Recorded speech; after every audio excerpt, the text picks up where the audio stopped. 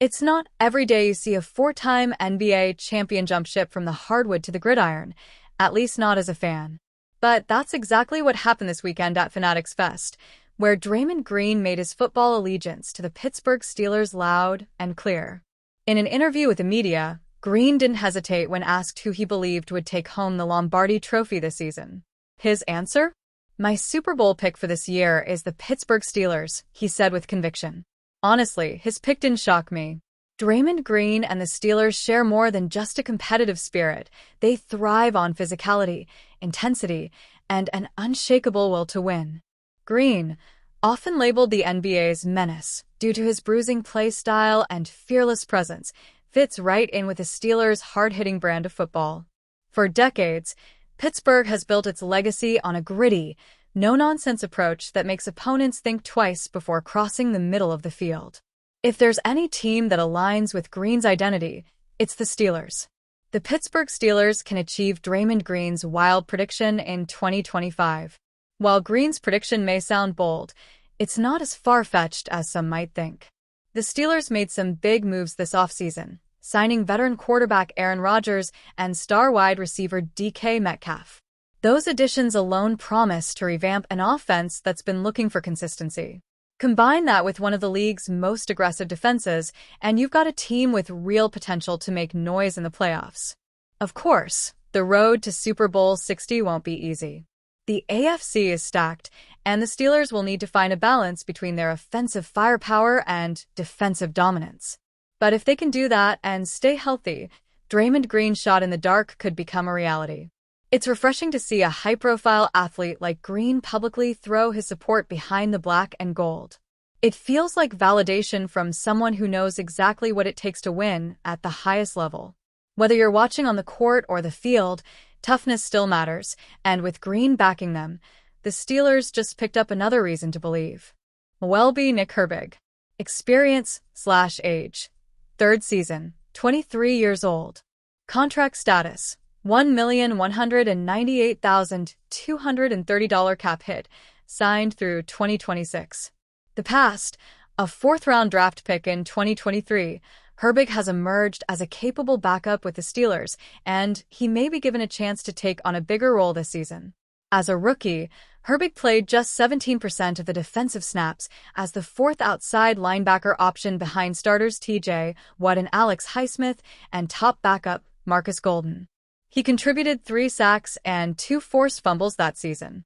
When Golden abruptly retired in training camp last year, Herbig became the top backup and ended up playing 50% of the defensive snaps, making 5 starts because of an injury to Highsmith.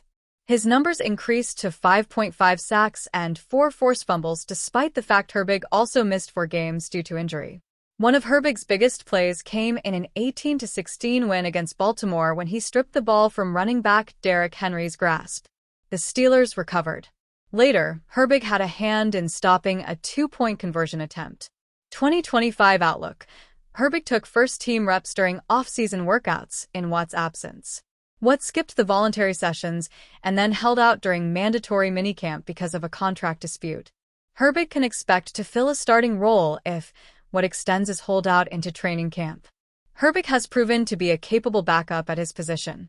Whether he can ascend into a starting role in his 3rd NFL season depends on the health of others and Watt's future with the team. The biggest offseason question for the Pittsburgh Steelers had been when Aaron Rodgers would finally sign, and now that he's a Steeler, the next biggest question still involves the future Hall of Fame quarterback. Pittsburgh can't be completely done adding talent around Rodgers, right? DK Metcalf was a nice move, but it really just offset the loss of talent in George Pickens. Now, the Steelers should do exactly what some have whispered in recent weeks and continue to whisper: trade for Green Bay Packers wideout Romeo Doubs. Having spent time catching passes from Rodgers in Green Bay, Doubs is no stranger to his tendencies. And he also impressed Rodgers quite a bit during their time together with the Packers. Rodgers went on record multiple times praising Doubs for his wow plays. The Steelers should go all in on a Romeo Doubs trade, and it makes perfect sense. Looking at Rodgers' past praise of Doubs, this move makes a ton of sense strictly based on that premise. However, if you look at Doubs' skill set, it makes even more sense. Due ability to make those, wow, plays would essentially slot right in to take the place of the type of plays we saw out of Pickens. Now, I am not saying the two are of equal talent level, but we've seen some pretty incredible catches from Dew during his days in Green Bay. He has that similar ability to go up and make eye-popping grabs like Pickens would do in Pittsburgh. Both of them are 6'2", 6'3" territory and have that presence as a physical wideout that can impose their will on defensive backs, especially in the case of a 50-50 ball. To trade for Dew likely wouldn't cost much, either, as he enters the final year of his rookie deal. The Packers have invested heavy draft capital in the likes of Matthew Golden and Savion Williams, plus they still have to make a decision on Christian Watson. Dew seems more than expendable, and no other team makes more sense than the Steelers. This feels like it's only a matter of time.